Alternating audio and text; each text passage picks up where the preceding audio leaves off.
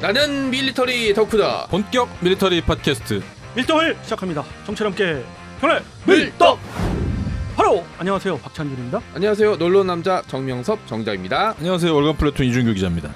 네, 이렇게 밀떡이 시작됐습니다.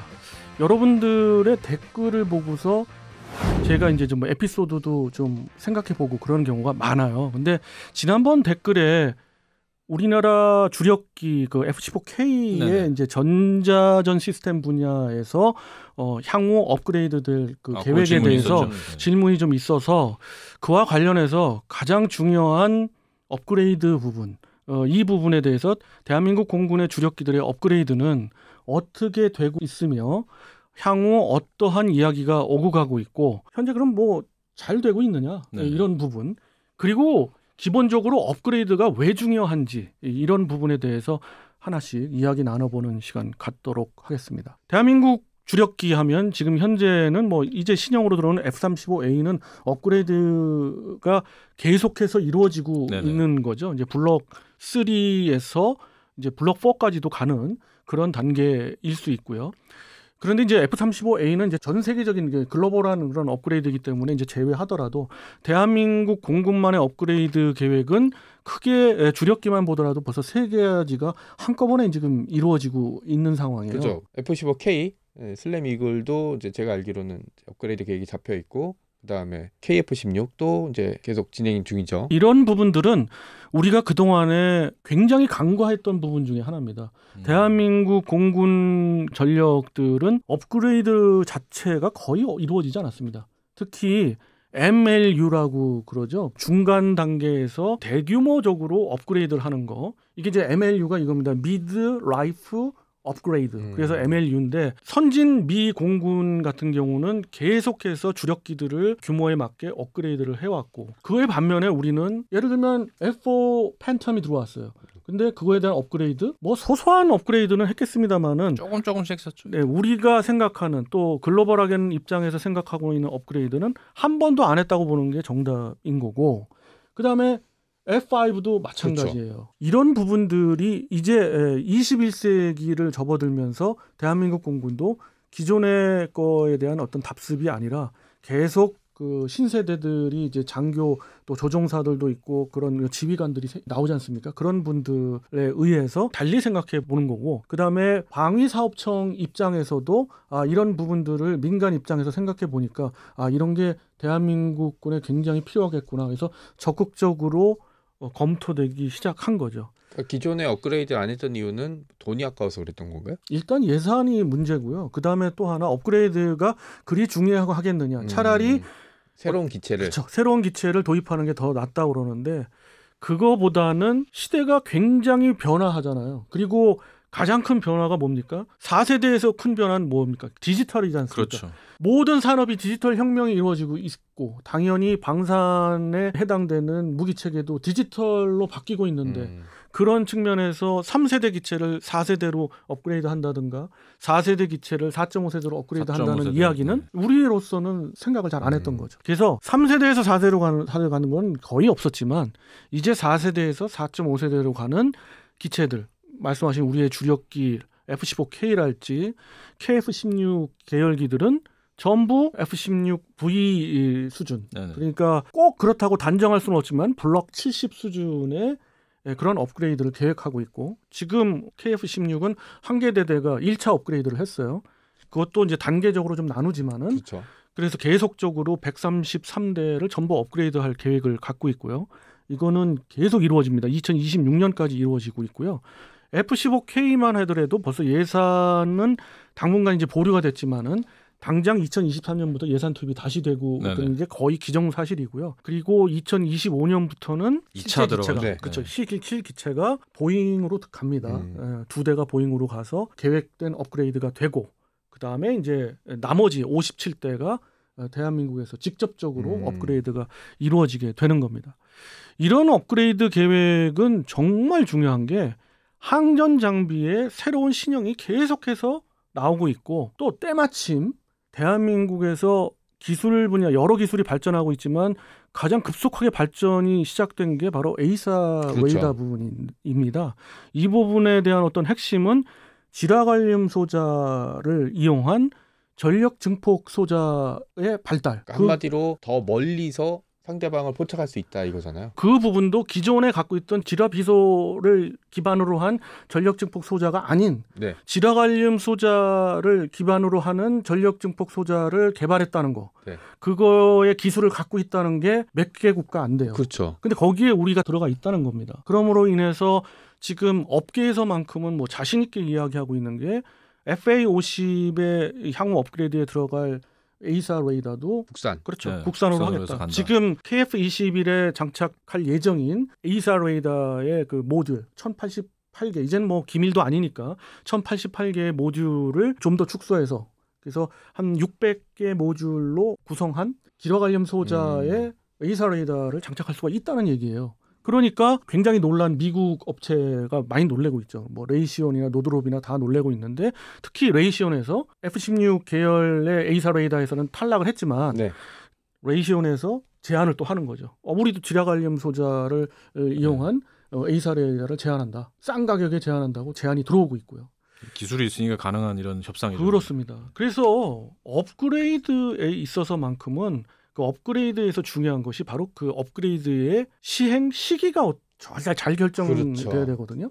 그래서 그동안에는 주먹구구식으로 좀 시행 시기가 됐는데 이번에 카이에서 주관을 한 FA50을 기반으로 한 업그레이드 계획들을 발표한 적이 있었고 그리고 방사청도 그러한 네. 부분들의 발표들이 좀 있어요. 이런 걸 볼 때 어떤 식으로 방산업계가 이제 변화하고 있느냐면 이제는 좀 더 명문화해 보자는 거죠. 어느 정도 시간, 뭐 예를 들어 5년 주기에 어떤 것을 분석하고 10년 주기로 어떠한 부분을 분석하고 20년 주기로 완전 업그레이드를 명문화해 보자. 사실 이게 진작에 됐어야 되는 문제인데. 그렇죠. 참 이 기자님은 여러 방면을 이렇게 취재를 하면서 답답함을 좀 느끼셨을 많이 텐데 느꼈죠. 이게. 지금에 와서는 이게 이제 거의 명문화될 정도로 심도 있게 논의되고 있다는 거죠. 그런 그나마 뭐 다행이네요. 네, 어떻게 그나마 보면. 다행이죠. 그런 의미로 봤을 때 우리는 늦은 감이 많죠. KF-16 같은 경우도 전력화된 지 무려 25년 만에 네. 업그레이드가 되는 거고요. 그리고 다른 기체들도 마찬가지입니다. 또 하나 뭐 FA50 같은 경우는 이제 아직 배치된 지 얼마 안 됐지 이렇게 싶어도 네. 사실 T50이나 TA50 같은 경우는 그걸로 상당하거든요. 치면은 지금 뭐 거의 20년 뭐 가까이 예, 됐잖아요. 가까이 가죠. 그래서 T50과 TA50, FA50을 모두 이루는 업그레이드 계획이 지금 발표가 되고 있는데 카이의 자료를 기반으로 본다면은 이 세 개 기종을 공통으로 업그레이드하는 항목들을 이제 추렸고 그 다음에 TA50만 업그레이드하는 별도로. 항목, 네. 그 다음에 FA50만 업그레이드 항목이 있는데 모든 부분에 있어서 합리적으로 이렇게 잘 진행되고 있다. 그런 계획이다라는 걸 제가 읽을 수가 있었습니다. 디테일한 부분을 이야기하자면 골치 아픈 뭐 전문 용어가 나오는데 어찌됐든 전체적으로 보면 그렇고요. 여기서 또 하나 또 주목하는 부분이 에이사 레이더뿐만이 아닙니다. 바로 그 댓글에도 언급이 됐던 그 전자전 시스템 부분인데 미국이 굉장히 기술 통제를 하잖아요. 그렇죠. 엄청난 기술 통제를 하는데 특정 부분 아예 뜯어보지도 못하게 하니까. 그럴 수밖에 없죠. 우리도 KF-22를 인도네시아에 뭐 만약에 주게 될 경우 네. 그들이 분담금을 다 갖고 그들에게 50대를 주고 기술을 갖다가 이전해 준다고 해도 명문화 해놨어요. 특정 품목의 그 기술은 절대 안 준다. 당연히 에이사 레이더 들어가고 거기에 중요한 우리 4개 항정 장비 흔히 얘기하는 그 부분들이 다 들어갑니다. 그 부분 인도네시아한테 안 주거든요. 또 줄 수도 없는 거고. 그렇죠. 마찬가지예요. 주고 싶지도 않아요. 네, 미국도 역시 절대 안 주고 동일한 품목을 하드웨어적으로는 똑같은 품목을 외국에 수출하더라도 거기에 들어가는 소프트웨어는 전혀 다르게 주죠. 네네. 예, 그렇기 때문에 이런 업그레이드 부분 또 실제 기반 기술을 갖고 있느냐가 굉장히 중요한데 전자전 부분에 있어만큼은 조금 미국이 그나마 상대적으로 좀 관대한 편이에요. 그들의 플랫폼에다가 예를 들어서 대한민국에서 자체 기반의 전자전 기술을 입히겠으면 입혀라. 웬만하면 허가하는 그런 상황이에요.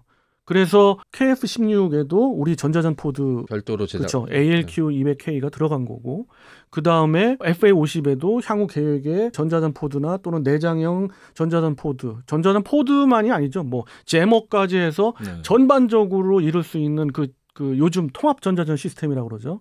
특히 F-35A로 구현되는 그렇죠.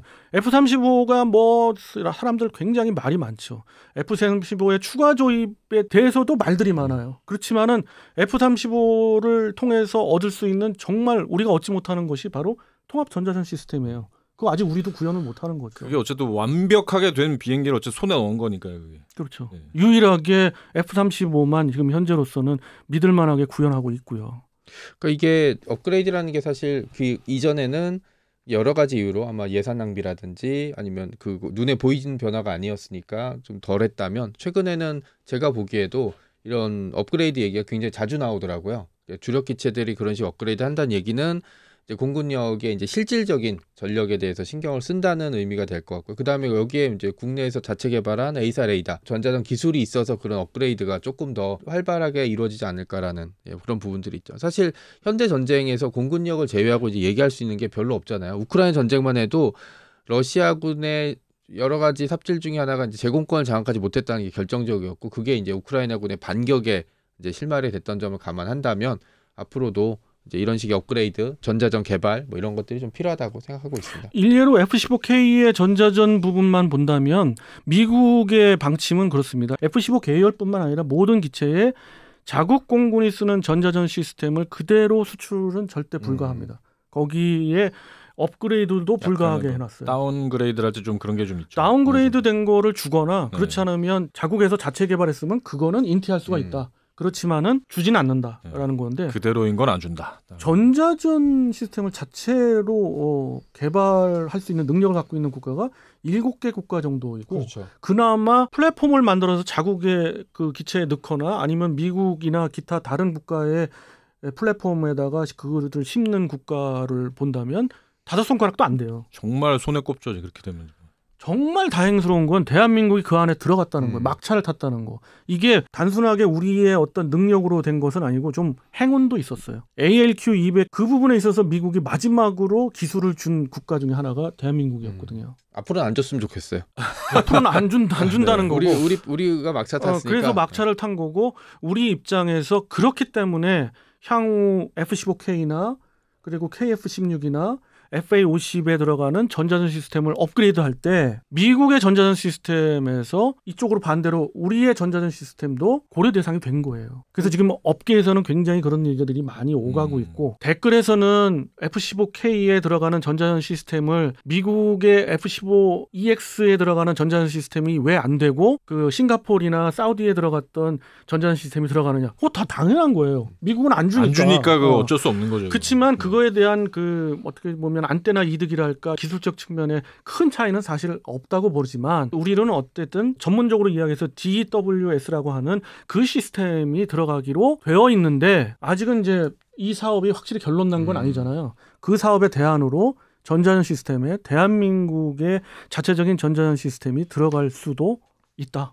여기까지 이야기가 되고 있는 거예요. 호환이 잘 돼요? 그 기체에 인테그레이션하고 그리고 에이사 레이더하고 연동할 수 있는 그것만 열어준다면 뭐 예를 들어서 에이사 소프트웨어 레이더는 문제인데 이게. F-15K를 예를 들면은 우리가 그 부분을 할 수 있는 부분은 미국이 승인만 하면 되는 거죠. 자국의 에이사 레이더 그리고 또 업그레이드하는 건 APG-82 V1으로 결정됐잖아요. APG-82 V1이라 하면 사실 현존하는 에이사 레이더의 최고봉에 가깝죠. 거의 최고봉이라고 알려지지만 그 에이사 레이더하고 연동할 수 있는 걸 허가만 해주면 되는 거죠. OK만 받으면 정말 F-15K도 그렇고 진짜 능력 확 뛰어오릅니다. 이럴 때 4.5세대 되는 게 진정. 이럴 때 있어서 성능면을 떠나서 우리가 이제 누릴 수 있는 거는 만약에 전자전 시스템이 지금도 이제 다운이 좀 되는데 사실은 보안이 좀 이전 많이 풀렸기 때문에 이야기 드립니다만 F-15K의 기존의 전자전 시스템인 ALQ-135M 요거는 미국에 있는 ALQ-135M하고는 많이 다릅니다. 그 민간 버전의 그런 시스템이에요. 그렇기 때문에 솔직히 고장이 좀 잦았어요. 그 고장이 잦을 때 이것을 갖다가 복구를 할 수 있는 그 기간이 상당히 오래, 심지어 6개월, 1년? 그렇죠. 마음대로 뜯어볼 수 없으니까. 오라고 해도 기술자가 오는데 하세월이고. 네. 근데 이게 이제 국산화된다면 이야기가 다른 거죠.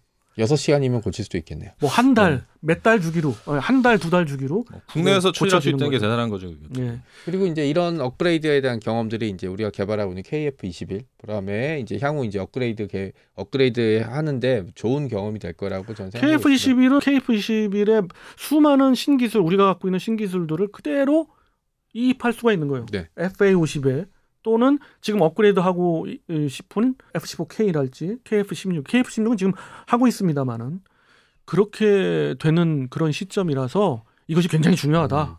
이런 이야기를 드린 거고 앞으로 우리는 여기서 이제 결론은 앞으로도 우리는 일부분에 있어 중요성을 계속 가지기 위해서 이거를 명문화하려 하고 있다. 좋은 이제 예. 진전이죠. 네. 5년 주기, 10년 주기로 그때까지의 기술을 또 모아서 업그레이드를 하겠다는 거예요. 이게 어떻게 보면 시스템 문제인데 이 기본 시스템을 이렇게 정착시킨다는 게 굉장히 중요하군요. 그렇습니다. 그렇게 되는 좋은 방향으로 가고 있다. 해서 이번 시간에 한번 에피소드 다뤄봤고요. 다음 시간에 또 다른 주제를 갖고 여러분 찾아뵙도록 하겠습니다. 청취자 함께 경례 밀떡!